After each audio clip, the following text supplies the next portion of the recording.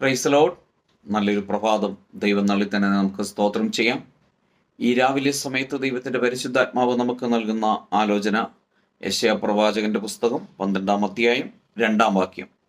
ഇത് book of യെശയ്യാ chapter 12 words 2. ഇതാ ദൈവം എൻ്റെ രക്ഷ, യഹോവയായ യാഹ് എൻ്റെ ബലവും എൻ്റെ ഗീതവും ആയിരിക്കൊണ്ടും അവൻ എൻ്റെ രക്ഷയായി തീർന്നിരിക്കൊണ്ടും ഞാൻ ഭയപ്പെടാതെ ആശ്രയിക്കും. ആമേൻ. എത്ര നല്ല വാഗ്ദത്തമാണ്! നമ്മുടെ ദൈവം നമ്മുടെ രക്ഷയാണ്. യഹോവയായ യാഹ് എൻ്റെ ബലവും എൻ്റെ ഗീതവുമായിരിക്കൊണ്ട് ആമേൻ, അവൻ എൻ്റെ രക്ഷയെ തീർന്നിരിക്കൊണ്ടും ഞാൻ ഭയപ്പെടാതെ ആ കർത്താവിനെ ആശ്രയിക്കും. ഇതുവരെ നടത്തിയില്ലേ? എന്ത് കുറവാണ് വെച്ചത്? ആമേൻ, ഹല്ലേലൂയ. ഇന്ന് നീ പെറുപെറുക്കുന്നു. ആമേൻ, ഹല്ലേലൂയ.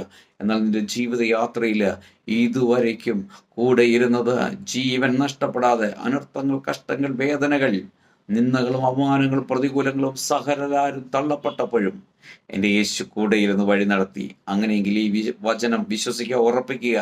ആര് തള്ളിയാലും തള്ളിക്കടാത്ത യേശു കൂടെയുണ്ട്. നിശ്ചയമായിട്ട് നമ്മൾ ആഗ്രഹിക്കുന്ന നിലവാരത്തിൽ ഉയർത്തി നമ്മളെ നിർത്തേണ്ട അടുത്ത് നിർത്തുവാൻ ആ കർത്താവ് സർവശക്തിയുള്ളവനാണ്. ആ യേശുവിൻ്റെ കരങ്ങളിൽ നമ്മളെ നമുക്ക് സമർപ്പിക്കാം, പ്രാർത്ഥിക്കാം. നല്ല കർത്താവെ, നന്ദിയോടെ സ്തുതിക്കുന്നു, സ്തോത്രം ചെയ്യുന്നു. ഈ രാവിലെ സമയത്തിന് കേൾക്കുന്ന എല്ലാ പ്രിയപ്പെട്ടവരെയും ഈ തിരുവെഴുത്ത് പ്രകാരം പിതാവിൻ്റെയും പുത്രൻ്റെയും പരിശുദ്ധാത്മാവിൻ്റെയും നാമത്തിൽ അനുഗ്രഹിച്ച് പ്രാർത്ഥിക്കുന്നു.